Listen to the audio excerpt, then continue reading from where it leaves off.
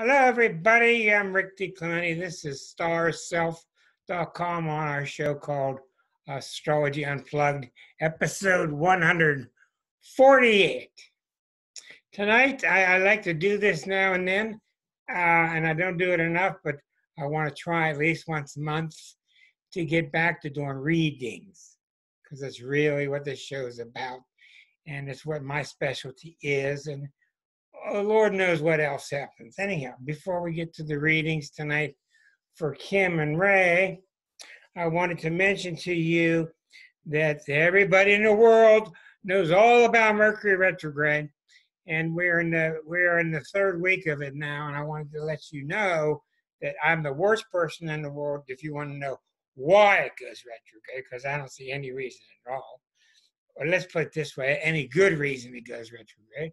I don't see when other people have their ideas. Number two, I've been watching it for 40-some years. The worst week, without a doubt, is the beginning of the third week. That was yesterday. That's when it gets bad. Yesterday, 7 days ago, 6 days ago, it's going to go forward on the 24th. Today, 6 days to go. About another couple, 5 and 4. And then about the last 3 days, it starts to correct itself. So we've got about 2 more days of this retrograde period. I've found it to be not too troubling myself. Secondly, I wanted to mention the guest list on November 21st, which is next weekend. Next Thursday night, we will be having a wonderful guest named Linda Hall out of Lynda, Linda Hill out of Australia. And this is one of the original books about the Sabian symbols that was translated by Dane Rudyard. The Sabian symbols were given to us in 1927 by a psychic in San Francisco, the meaning of each degree. And then in the 50s sometime, Rudyard, one of the greats ever, went and interpreted each degree. And I don't think it's very good. But Linda Hill went through and did it, and it's fabulous. And you want to see that. And she talks about the meaning of each degree, where your sun is, where your rising is, where events are, where full moons are, eclipses are, all that stuff. She's done a yeoman's work, a tremendous amount of work. You'll want to hear her. And she's extremely talented worldwide astrologer, followed by, you know who, our old guest, 12/12, December 12th, Reverend Greg King, our medium from Lilydale, will be with us on his 4th time. He visits once every month, once every 6 months, and I'm going to make him come back till he gets it right, because he's been visiting with me since 1982. So he still hasn't got it. Anyhow, then we have moved back till January 8th. Yes, folks, it's that time. Don't tell Karen, because she'll get mad at me. Don't tell Karen how close we are to the holidays. Okay, January 8th is Leanne Fortunato Helsel. You try to say that. She'll be with us talking about the quantum in our life, such as going into a future. Say you're designing and building a house. Well, she can take you mentally on a mental voyage to that house that's already done, and have that house, the entity, speak to you now while you're designing it. She works a lot with businesses. So that gets me to my Joe question, and then we'll get on with the readings. About 1975, in the Wheeling area, Wheeling, Pittsburgh, I was a documentary filmmaker. I was also a commercial filmmaker, and I started to work with a lighting man out of Pittsburgh named Joe Unitas. Joe's the cousin of Johnny Unitas. They were both drafted out of Louisville, and Joe ended up getting hurt and he lost his football career. And you know what Johnny went ahead and did. But anyhow, Joe and I have been very close ever since. and we made about 25 movies together. He's a lighting specialist. He's a phenomenal photographer. He's retired now, and I did a lot of films with him. He taught me an awful lot about lighting, and his picture looks something like this. This is what Joe looks like.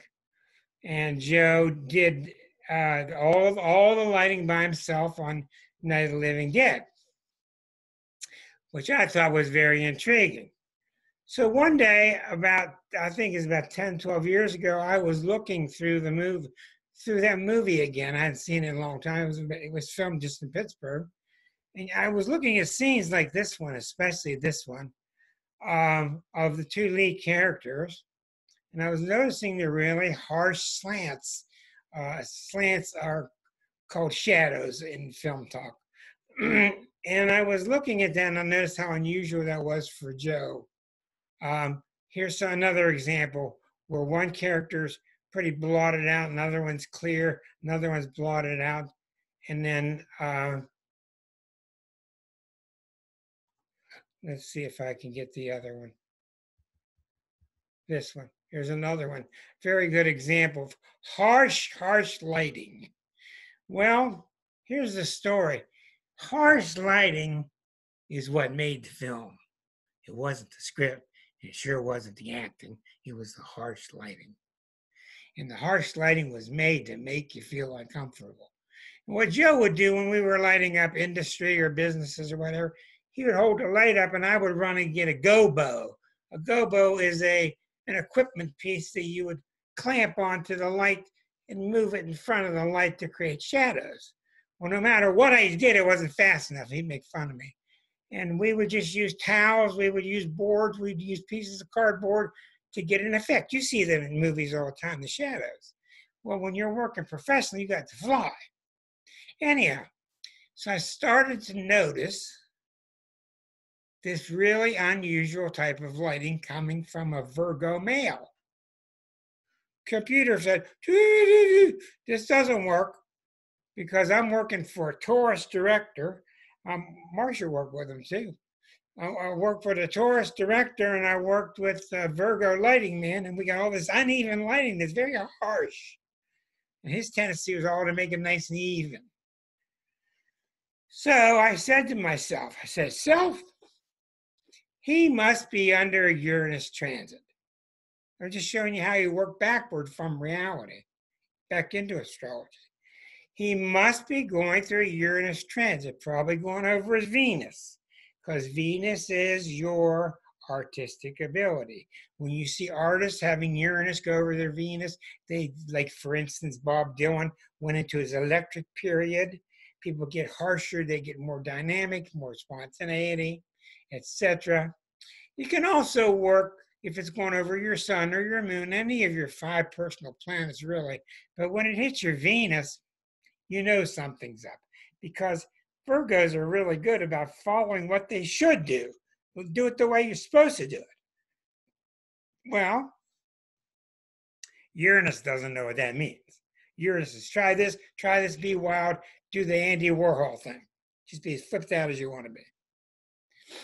So I went back and I got his chart about 10, 12 years ago, and I wrote an article called Night of the Jagged Edge.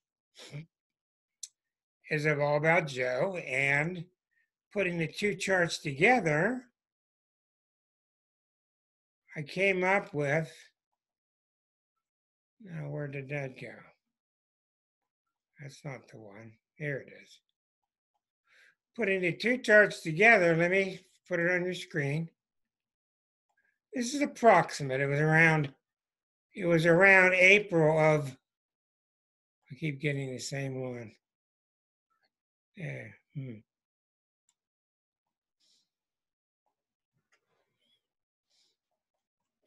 1967. Look at his Venus.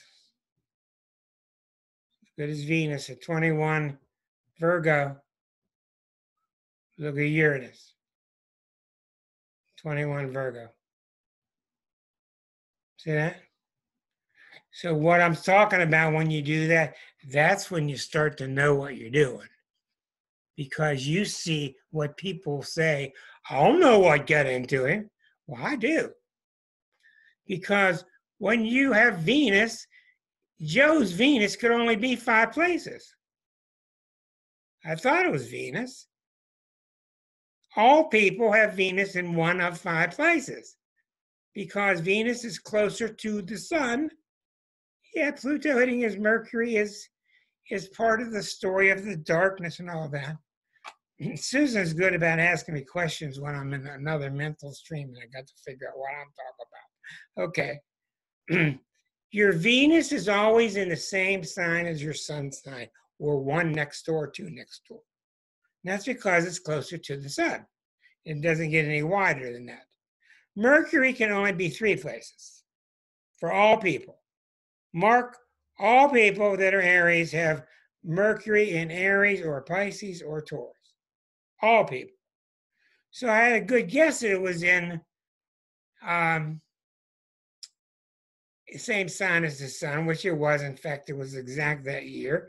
And see, while that Venus was approaching that sun, that Mercury, that Venus of his, while Uranus was approaching that Venus, he was getting these offers. This doesn't come up the one night that he's filming that movie. This is coming upon him for a while. And I just watched an interview by him on the internet. I looked up Joe Unitas and Night of the Living Dead, and he was talking about the lighting during that movie, and he said, I could feel it. They said, what do you mean? He said, I could feel what George Romero wanted. He wanted a very uncomfortable, harsh lighting. And if you'll notice what Joe told me, when I told him I was going to do this tonight, what Joe told me,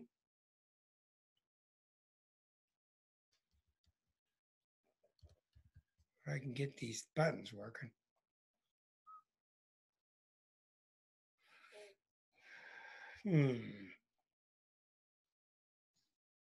Anyhow, what he told me was he just used cloths, he used hangers, he used pieces of wood, he used anything he could find, just threw it up there. And that's why you have this really irregular shape. If you watch today's movies, they'll be real dark, and all of a sudden, the actor's eyes will be visible, okay? But everything else is black. And it's very unnatural, it's very contrived. And all through that movie, these pictures are not a good example. All through that movie, you've got half an actor talking in the dark, or maybe completely in dark, and everybody else in light. It was very irregular, and that's what you want to do in a spooky movie, is make people uncomfortable. Because then you can go, and watch him hit the ceiling. So anyhow, that's very good stuff when you're learning astrology, because it verifies what you're thinking. So even you got to tell the salt shaker because nobody else can understand you. But that's how it goes. And I tried to explain to Joe that what Uranus does is it broadens your horizons, and I could go back in his studio and I could see his portraiture. He's an excellent portrait artist. I could see his portraits before 1967 and the ones after 1967, and the posing that he did with all the high school seniors and all their high school pictures or different families. He became more inventive. He became more loose. That's how transit works. I remember before I knew astrology, I was a guitarist and I just played other people's songs, and I was happy to do so. And Uranus crossed my Venus. And I'll never forget when it crossed me, I wanted to throw the book out. I don't want to play anybody's songs anymore. And I just wanted to start playing blues. And I was reading the words off a beer bottle, off the side of a cereal box. Just making up stuff, because that's what Uranus does. It wants to take you out to that edge where you're just making up stuff. And very much Uranus is the planet that brought us rap music, because that's what rappers are doing. They're going out on the edge, and that's the excitement of doing the rapping, living out on the edge. Okay, so that's just a couple of things I wanted to mention. I'll get on with it now. Now, tonight I have Kimma with me. Kimma, I'm going to ask you some questions. I'm going to unmute you now, so you are unmuted. I'm going to get your chart up, and we're going to go into chart analysis. Anyhow, I thought that was pretty neat to see how Joe's chart came about. Okay, well, here's the other picture. Yeah, you can see the really irregular lighting. And they have parties every year, and these zombies they get back together to have zombie parties. This is way before they ate all the dead zombies on TV. So this was way ahead of its time. It scared the hell out of people, and it was low budget. Anyhow, let's take a look at Kim's chart. Okay, here you go, Kim. You nervous? No, I'm Well, okay. you should be real nervous. No, I'm just kidding you. I got so many buttons to hit right. There we go. I'm Okay. curious. All right, there you go. Well, Kim, you got to remember something. I'm going to tell you this now.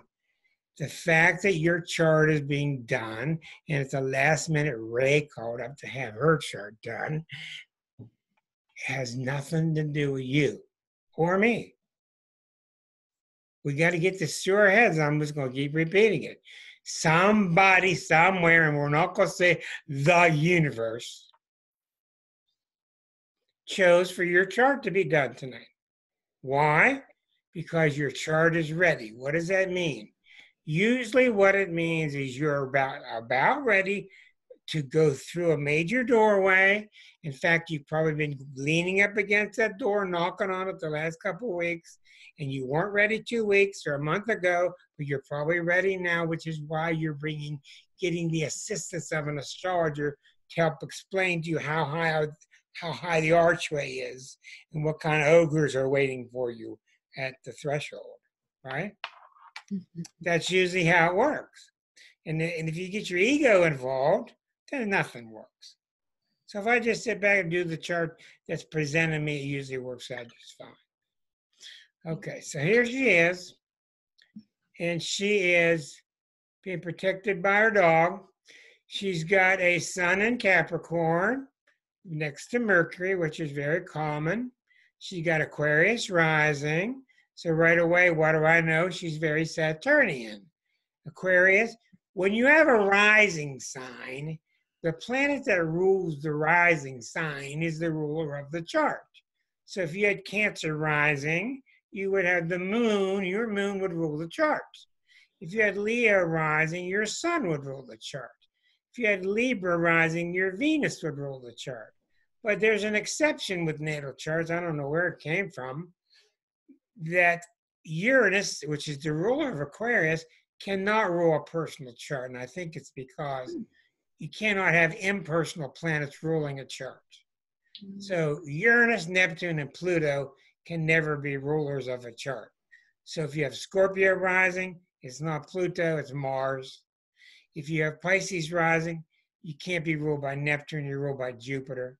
And if you have Aquarius rising, you're ruled by the sub-ruler, which is Saturn. So not only are you a Capricorn ruled by Saturn, but your chart is ruled by Saturn. Again, the planet that rules the sign that is rising is the ruler of the chart. So the three main things in the chart: Capricorn, Sun; Aquarius rising; Moon in Sag. All very advanced. Number 9, number 11, number 10. Okay? So when you got real advanced planets, what I mean by advanced, I mean high in number, you automatically have to start worrying about the client. Is she too other-oriented? Okay? Remember in the book behind my shoulder, the exquisite zodiac is based upon, are you self-oriented or are you other-oriented? And what you really want is a balance. And if you're real self-oriented, you're going to be too selfish usually.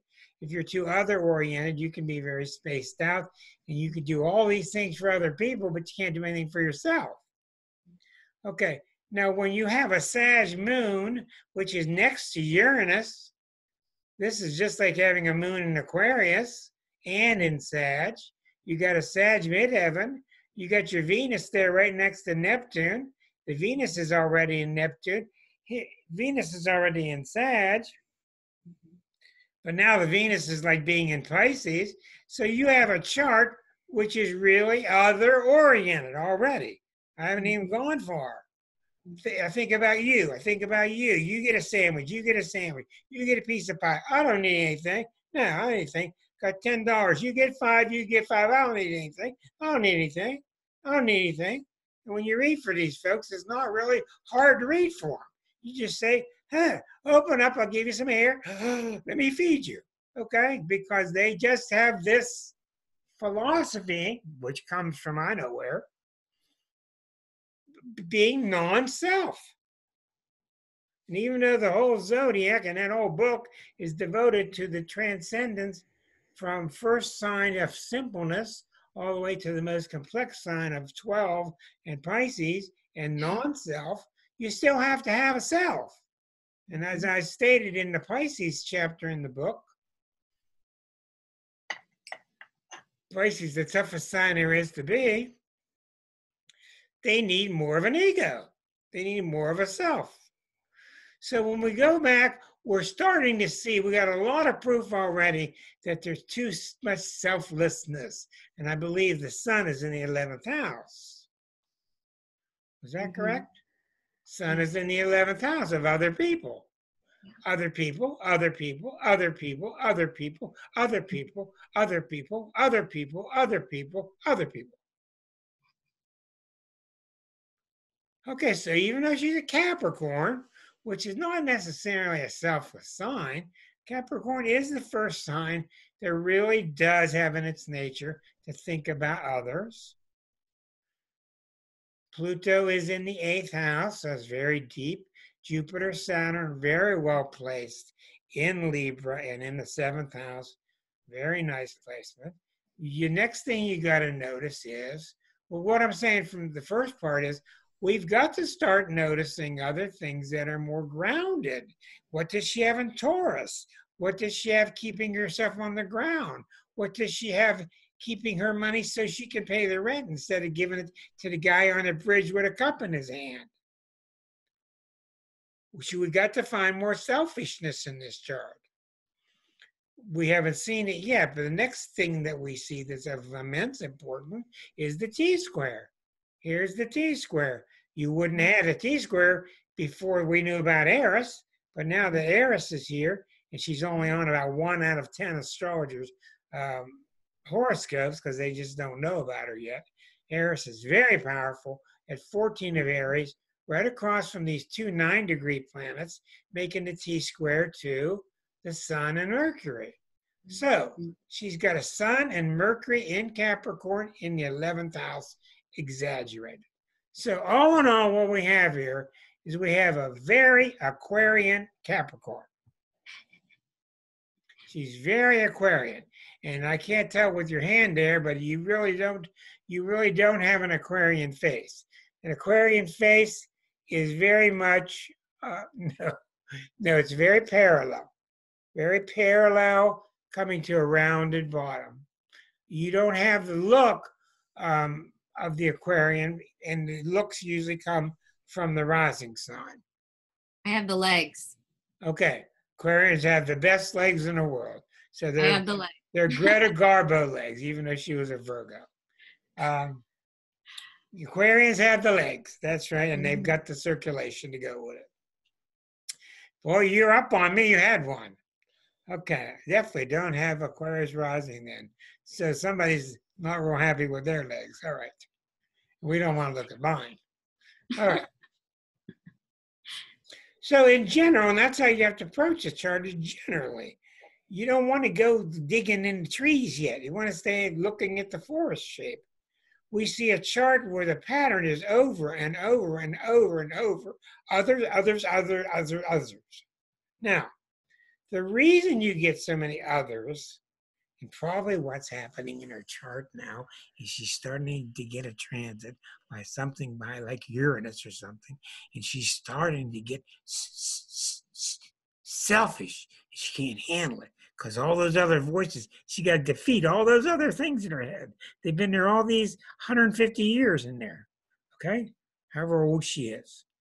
She's got to beat up on all those planets and start fighting for herself now and feeling okay about it. Because when you're very selfless and you start to become selfish, you feel very guilty. That's what happens. Mm. Now, amplify greatly if you've got parents that put that on you, especially if you're raised Catholic and you're taught to think of the others. But where this comes from is in the past life chart. I'm just going to quit beating the bush and get right to it right away. Where this comes from, if we study the past life chart, is she took this life worried about whether she'd get in the pearly gates, so she decided that what she needed to do was in this lifetime become much more selfless. And what I think is happening now, I haven't even looked at it. What I think is happening now, she's starting to learn that that does not work. That does not work. In fact, it's been hurting her, and it's time to shift course. Right, Kimma? Yeah, it's been happening for a couple years now. Okay, and how long has Uranus been in Taurus? 2 years. Years. So you guys got to know this stuff. How long has Uranus been in Taurus? 2 years. How long has Pluto been in Capricorn? 11 years. These don't move that fast. The outer planets you can keep an eye on. How long has Saturn been in Capricorn?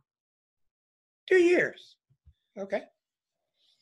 The outer planets don't move that fast. So it's not that hard to memorize where 4 planets are. Now let's go take a look and see if it in fact is Uranus that's happening.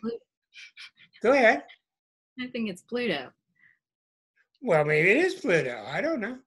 I definitely saw Pluto's doing some things in this chart. Okay, well, you're wrong because Uranus is at 4. 2 degrees, 2, 3, 4, 1, 2, 3 degrees of Taurus, right? Mars. Right angle on your Mars. Mm. Uranus is squaring your Mars. Where's your Mars? In Aquarius. Where? In the 12th house. Other people, other people, other people. And Uranus is saying, Uranus is not all selfish. He's got a good side to it too. But Uranus is saying, am I able to be myself? So I'll guarantee you what's happening. I don't know anything about her personal life, but I'll guarantee what's happening in Kim's life. In the last couple of years, she's been having people trying to bury her, to put more of their junk on her. One of the big things in life, face it, is everybody wants you to carry their junk. They want you to take the blame. People don't want to take the blame. They want to project it onto you. That's a big part of it. And what I'm sensing is that as of the last 2 years, she's gone, no more, and starting to speak up. And, you know, Capricorn is a tough sign to overcome because that sense of duty and responsibility, it's like the church. It sounds so organ pipe-ish. You know, it sounds so, oh, this is it. This is a Latin pipe pumping that music out. Da, da, da. This is what you're supposed to do. Right? So in the last 2 years, and I could go back and give you the dates, Uranus is in hitting your Mars. You've not only had this new instinct to start being yourself, but you've also had some real near wrecks. Uranus-Mars is really dangerous planet. And if you've been suppressing this, then you've had some very close calls, both with car wrecks and with people that are kind of sort of attacking you in the last 2 years. And as it's gone back and forth over that square to Mars, it gets easier. But tonight is very, very symbolic because it's being brought out. It's being talked about. This is indication that you're ready to deal with this. Now, did I see the dog sitting there? No, I didn't see the dog. I thought that was the dog. The dog's not with us. Oh, sorry. Okay. Now, First of all, when Uranus hits your Mars, Kim, it's not a real big shakeup in your life like a normal Capricorn. It's a big shakeup because you live with it every day. You're born with the moon next to Uranus. So it's just like one more disruption. Your life has been nothing but disruption. Why? Why? I'm born with Sun opposite Uranus right across, so mine is that way. You've got Uranus square the ascendant. 28, 28. You're living with Uranus square all the time.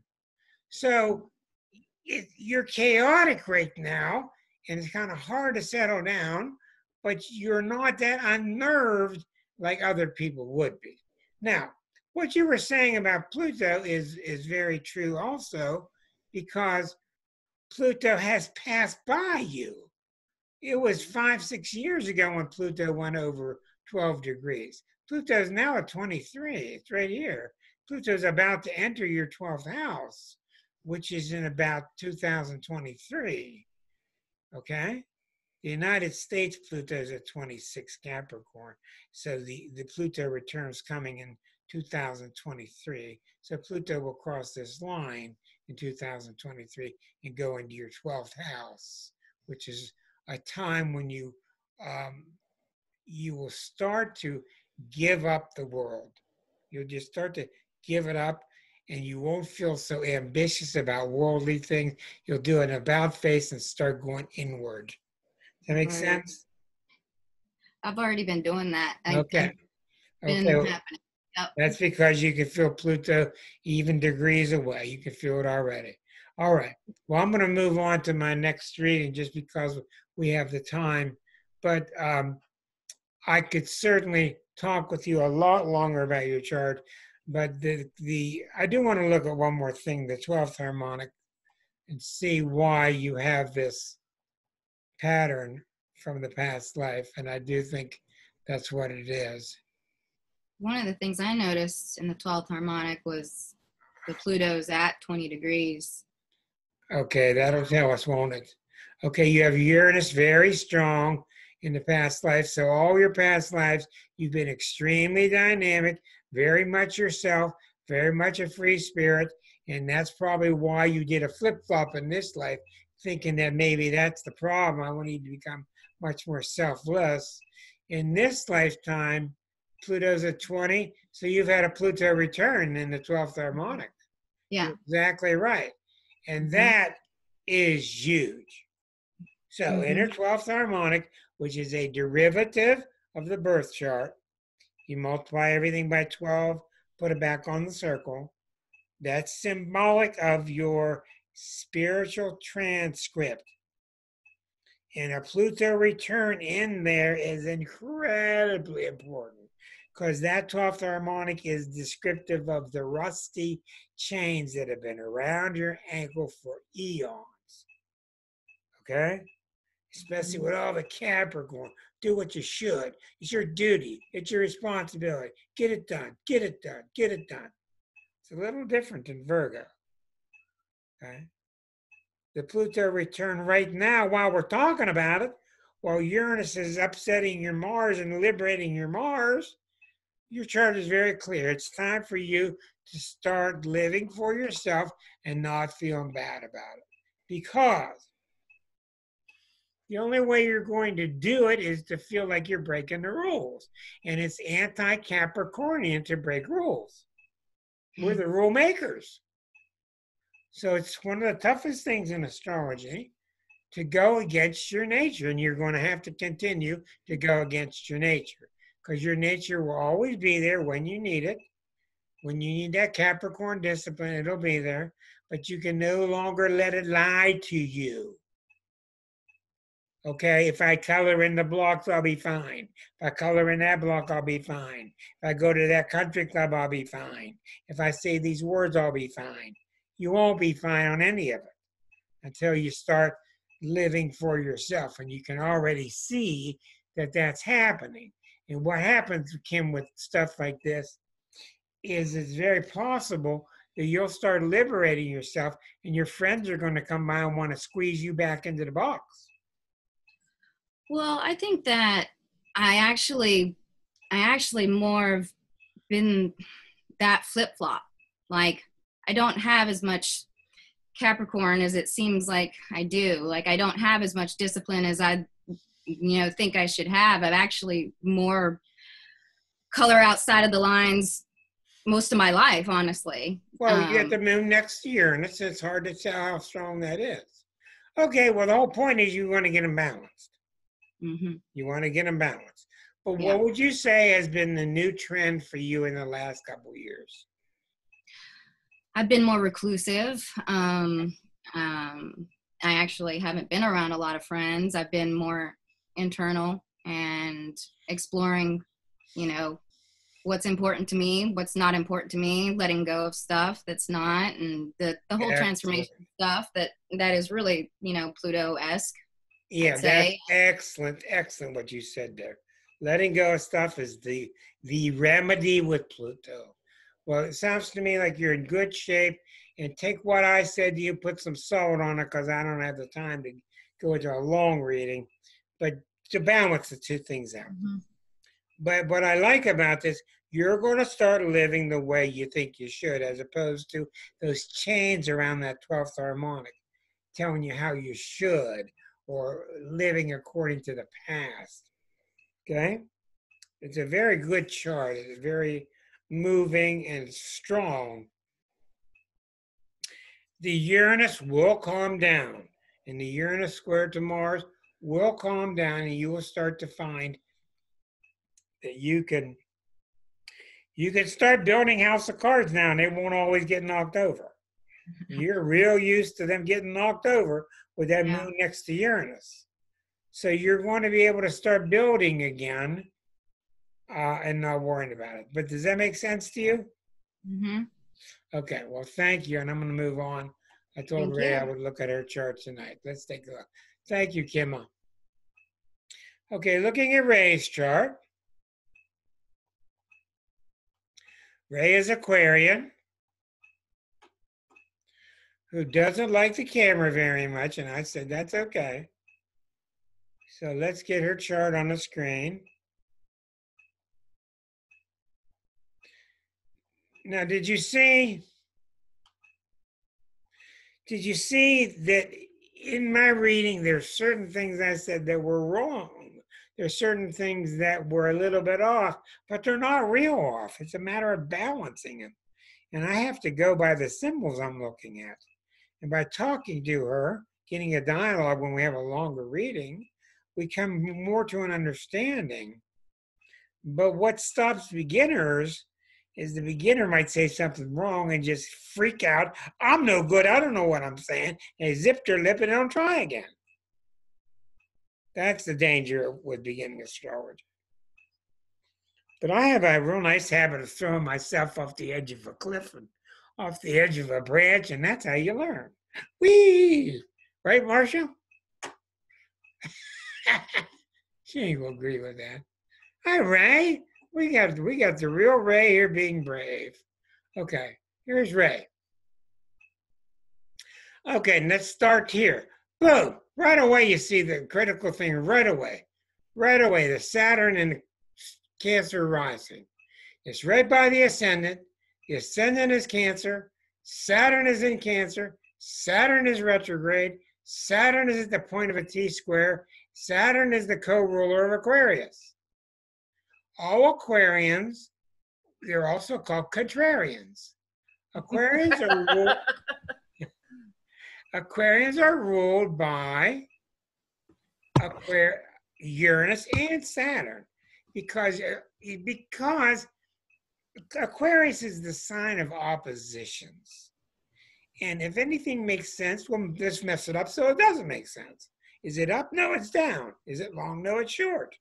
And the reason Aquarians are that way is they don't get stuck in a narrow definition of life. They see both sides of everything, very much like a Libra, but much bigger. The difference between a Libra and an Aquarian is Libras will give you the two sides of everything, but the Aquarian will give you the ramifications. Mm-hmm. That's the key word to Aquarius. What are the ramifications? Well, Karen, if this is true, and that is true, then therefore look at the ramifications. And that's why Aquarians are so involved with the environment. Well, now if the air sucks here and the water sucks there, the odds are I don't want to live near either one. You know, you get what I'm saying. Let me get to the point. The Saturn in Cancer is huge, and I've talked to her about this before. It's where it should be, it's where it needs to be, and if she had a long time to analyze it, she wouldn't move it, but it's an albatross around her neck in some ways. Now, we right away see in the chart, and this is really unbelievable, we see this strong Aquarian traits, Sun, Venus, Mercury, and we see the Saturn. Where's Uranus? The moon is in Taurus. That's good, very stable. The moon is most stable place of all in Taurus. What's Uranus doing? Uranus is down here making a square to the sun. Very close, 1 degree. Uranus, sun. Now, I don't know what it is, if you've noticed it, but in the past 4 years, I keep seeing this Aquarius Cancer theme. I never saw it before, but it's so prevalent today. People with a lot of Aquarius dating somebody with a lot of Cancer. People with both in their chart and they can't get them happy. And in a lot of ways, they're very strange bedfellows. Because the Aquarian energy is I want to be on my own, Earl Flynn, James Dean, I'm going out on my own, put my hat on, I'm not answering to anybody, let's go. And it's adventurous and it doesn't have to answer to anybody. It's not obnoxious. It's just real freedom loving. Well, it doesn't need other people. Well, whoop, when you got the moon, you need people. The moon needs people. It needs compassion. It needs intimacy. It needs somebody saying, good job. Well, I keep getting charts of people that have these two flavors real strong. And what you got to tell people that have that is they're going to both always be there. You got to get, when the Cancer's talking, the Saturn, the Uranus needs to quiet down and not laugh at. The moon can't stand being laughed at. Cancer energy cannot stand being ridiculed, attacked. It's a real sensitive thing. Look at the president with his moon.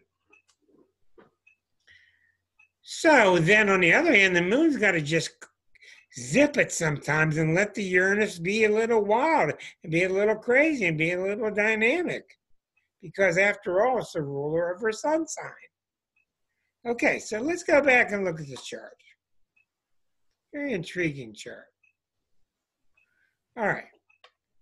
You see Eris is opposite Pluto by 3 degrees, making a T-square to Saturn. Woo! Talk about heavyweight. Pluto opposite Eris. Once we found out about that in 2005. Up to then, she just had a Pluto square. Now she's got a T-square to Saturn. Okay, look at the 9th house. Independent philosophy, far ahead of her time. All this woo-woo stuff, all this scientific stuff, very advanced, ahead of her time. Okay. So when it comes down to it, when she gets in trouble, thank God, she pulls out of her sleeve a Moon and Taurus card. Practical. It keeps you settled. It keeps you stable. It's not just practical, it keeps your emotions from getting out of hand. But you've got this wild, lovely, happy, explorative, Alan Alda type of energy, that Aquarius energy, very much an Alan Alda energy. Then you've got this Capricorn energy over there, that Saturn in Cancer saying, don't trust him, don't let him in, shh, shh, shh, shut the door, shut the door.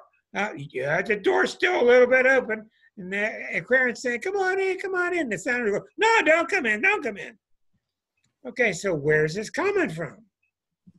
This is a real dichotomy. These two energies do not get along, and I told you they're here to stay. So this is obviously the theme of your lifelong incarnation. And you can get past it. You can definitely smoothify it. Let's go back and take a look. Now,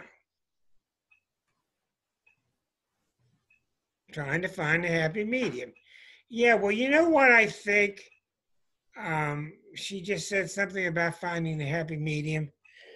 I really think, and it took me a long time to arrive here, when you've got such a conservative nature and such an unconservative nature, liberal nature, I think you could drive yourself nuts trying to merge them. In other words, what I found with people like this, you're better off just allowing yourself to be moody. See? Never thought of that before. Oh! And you could tell people around you, get used to it. I'm going to be up, I'm going to be down. I'm going to be up, I'm going to be down. I'm going to be up, I'm going to be down. That's the way the guys are on my stage. I got one that's up, I got one that's depressed. Deal with it, or there's the exit. Because you can't control it. Now, what you can do, did you see that? Well, that's what I call a aha moment.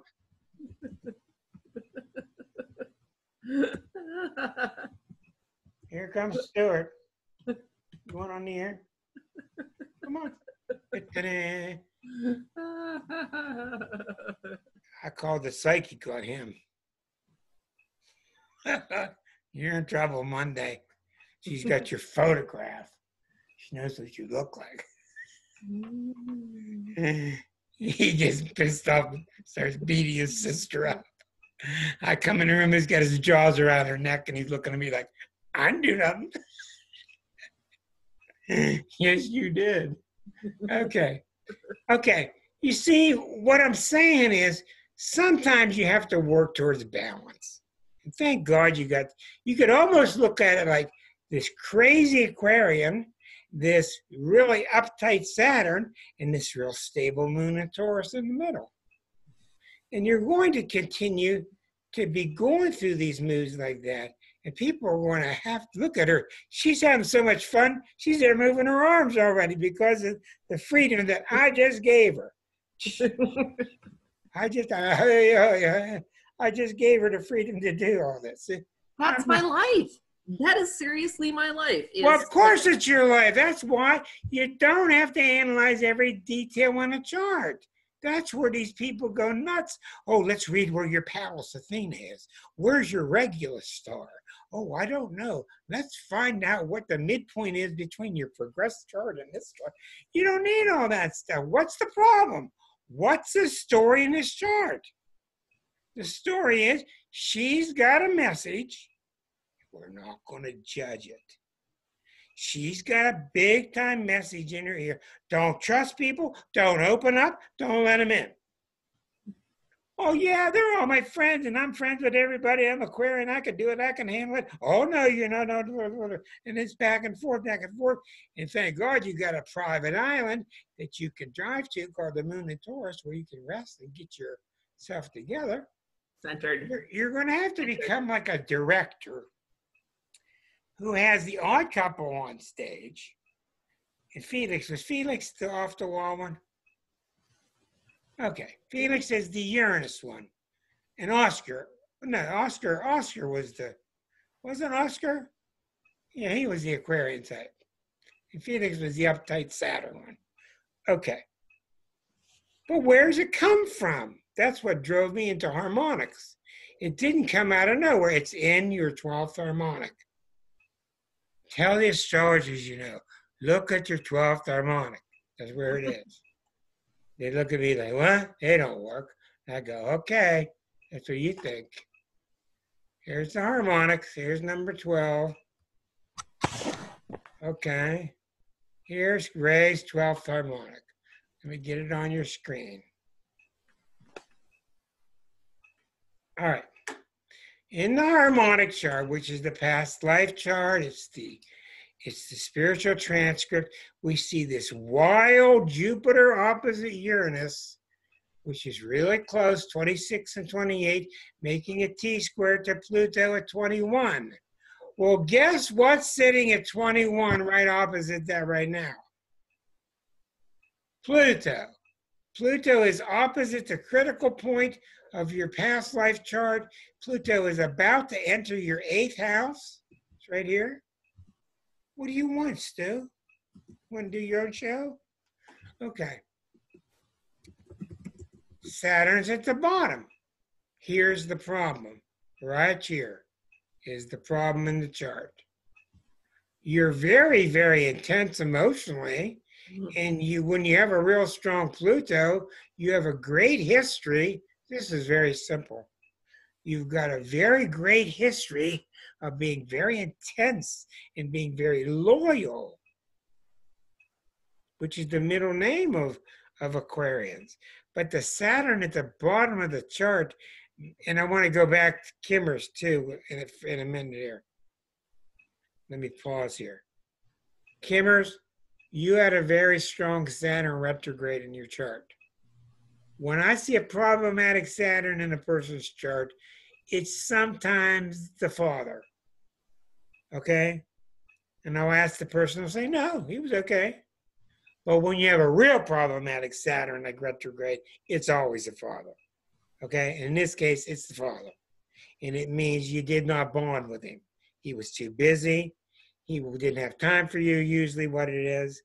But the Saturn being troublemaker in your chart is the thing you got to watch about it is, are you constantly trying to please this invisible father that's no longer there? That's a question you must ask. Does that make sense to you? Kim? Me? Yeah. Yeah.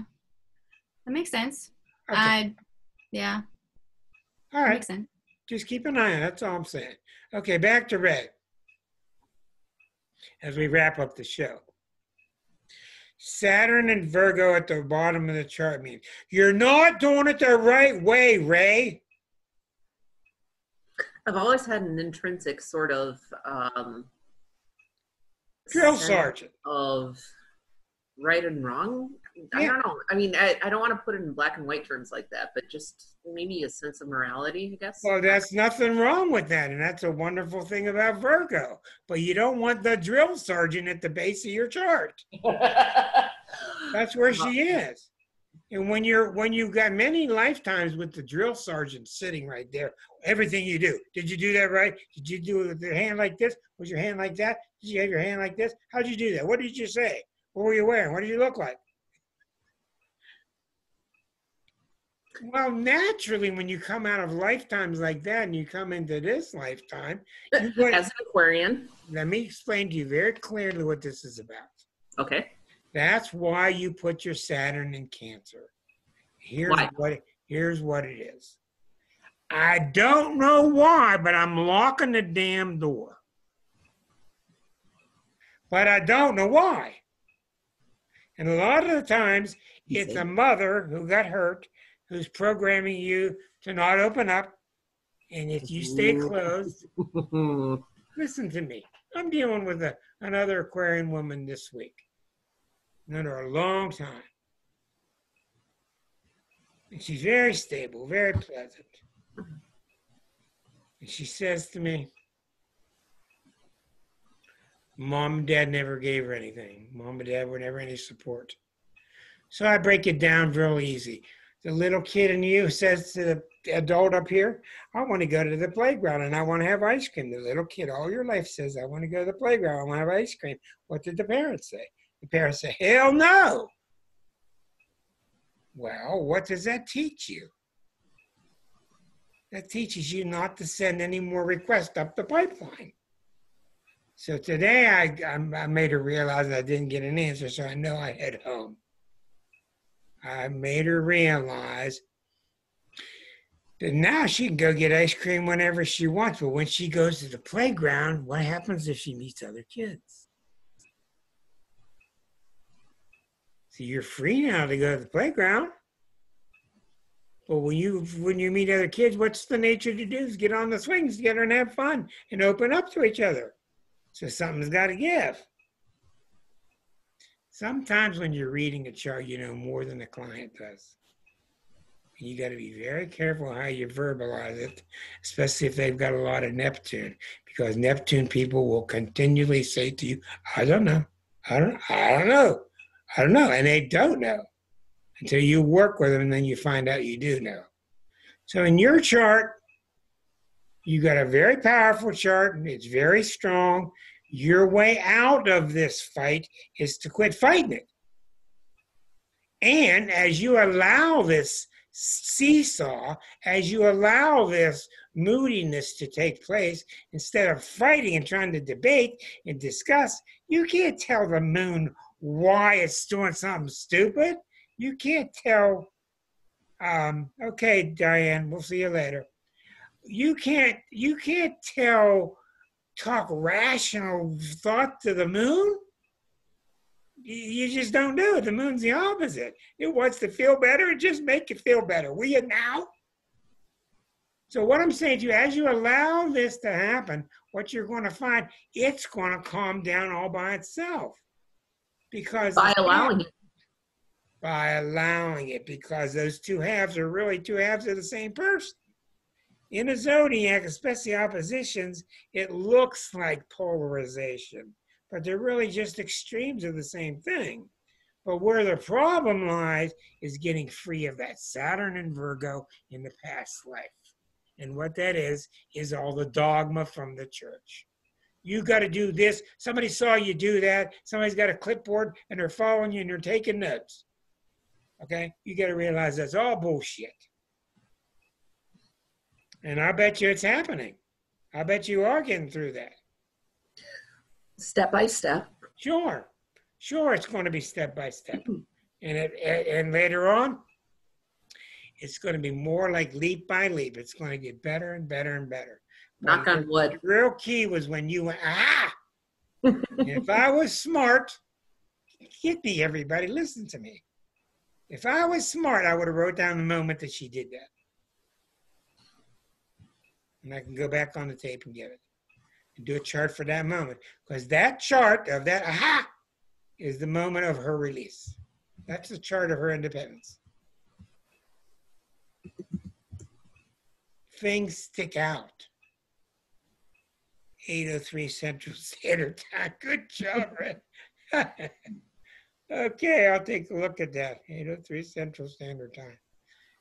But to a mind that's used to, it's like having two kids in the back seat with a wild one and the uptight one. You stay in that corner. You stay over there. Damn it, I got to stop this car. Roll the window down and let them both shout out the window and just get some earplugs. You're just going to have to deal with it somehow. We could feel it and we could see it. You're exactly right. It's a wonderful thing to watch. That's one of the reasons I want to impress loudly upon you. When you see things like this happen, write down the time. Whether you're buying a car, whether somebody's kind of shiced you, whether this happens, whether that happens, the day you meet somebody's hand and you shake it, it's kind of a squirmy hand and you go, oh, hell no. Write down the time. You can always throw it away, but it'll tell you a lot about it. But I want your questions. I'm going to sign off soon. Go Steelers. Hey, Ray, I want your sincere questions now. What do you think?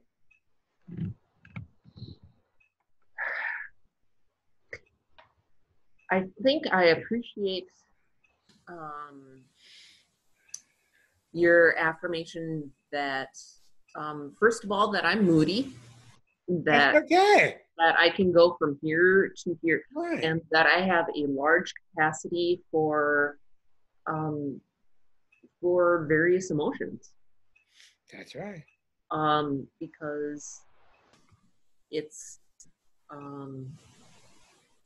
it's my Aquarian moon, or my Aquarian sun, and between my Taurus moon. I mean, that's a spread of 10 signs in the zodiac. I think that I've always had a hard time reconciling that. Yeah, but that's not a problem. The fact that those are 10 signs away. Where the problem is the Cancerian, Cancer/Capricorn. They go together. The Sure. Cancer/Capricorn, be careful, be safe, is opposite of the Aquarian nature to be fun and free and let's go. That's what I'm talking about. Sure. Okay, so there's two ways you're going to defeat this. One is you're going to start allowing the moodiness, even if you call it something else. And the other way is I've always had to suppress that. But that's how you thought you had to control it. And I suggest to you, up until now, you did. Mm-hmm. You needed to, and you're now at that halfway point. I pick up people when they're at the halfway mark. People are sent to me when they're ready to break through. But what I'm going to tell you now is very much of that Saturn in Cancer is bullshit. Okay? It's bullshit. It says, you better not let Karen in this house. Let her in the foyer, give her a cookie and some tea. Don't let her in the house. You got every reason to invite her in the house. Well, and maybe realizing that people can't hurt me. Yeah, that's right. Let her in the house. If she says something or does something, you can always walk her to the door. Most likely, you have a great time. But see, that's how Saturn and Cancer and Capricorn, that's why I took a poll one time. And the least favorite signs of the zodiac were Capricorn and Cancer. And that's why. People don't like being crimped, being stopped. Even if we're duty bound, even if we get the job done, they don't like the be careful part. You know, they like to listen to us when big stuff's on the line. Or power tools. Yeah, and Marcia here, Marcia succeeds because she's got it too, but Marcia's got a very, very strong Jupiter, so do I. We both have strong Jupiter, we both have very strong Aquarius. My Jupiter's pretty close to my midheaven. Well, that's very, very good. But that's your key is one of the things I would do if I were you, and I've done this myself. Okay, everybody stop, because Mr. Saturn has to talk here. Oh, the whole chart, shh, the wheels to stop. Mr. Saturn in Cancer, we're not going to go to the party. We're going to cancel the party. We're going to tell him, don't bring that pizza. We're going to let Mr. Saturn in Cancer tell us why he just did that. And let him talk. Hand him a microphone. Tell us why. Well, because the pizza could have been bad. You could have got poisoning. Let it make a fool of itself. Tell us why you stopped the damn party. Why? Now, if you're protecting me from somebody really hurting me, then I really appreciate it, Mr. Saturn in Cancer. But for most of the time, get your ass in the back of the rubber raft, zip the lip, and let's go down the stream. Okay? All right. What a wonderful night. I'm all done. Hey, that was some really good stuff and two very significant charts. And we saw great liberation. Kim, I had the feeling that there are some things that we may want to follow up on privately. That's up to you. If you would like to get a private reading, let me know. Anyhow, if any of you want to join us, we're going to be signing off now. If you want to join us any Thursday night, go to starself.com, starself.com/unplugged. Now, Kim, your question was what? I'm seeing people's. Yes, your Saturn was retrograde. For you watching on YouTube, I'm seeing text messages between each other that you can't see. It retrograde. Yes, your Saturn is retrograde. In my natal chart? Yes. Am I wrong?